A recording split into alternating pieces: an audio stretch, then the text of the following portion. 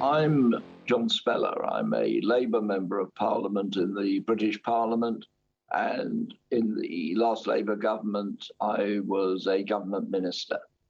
And I'm pleased to join you today. I wish that, in fact, you were able to be holding your meetings in Tehran in a free and fair Iran.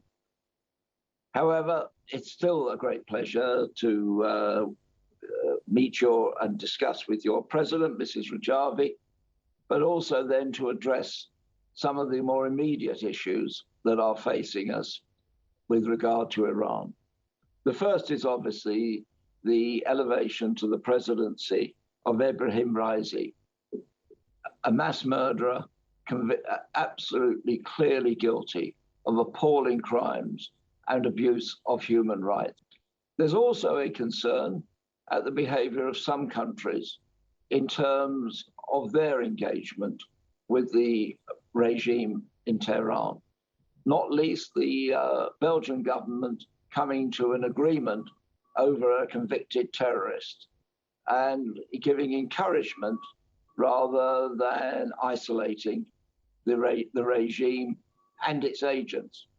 Because as we know, Iranian agents are operating as both terrorists and indeed organized crime in many parts of the world and disrupting societies and bringing human misery in those areas.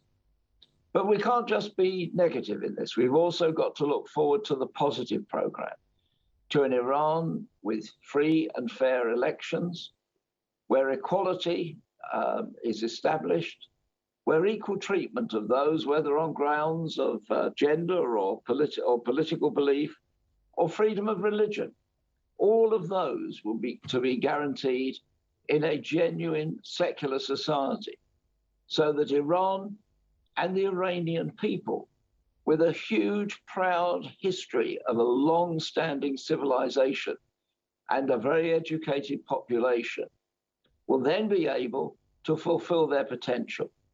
Because at the moment, as we're seeing through all the incredibly brave protests and opposition to the regime, it's not only that the theocratic regime is brutal and vicious, but also it's corrupt and incompetent.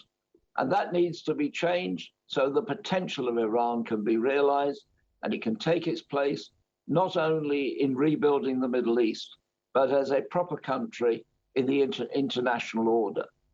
And that's the future that we're all working towards, and why I wish you all the best in order to advance that noble cause.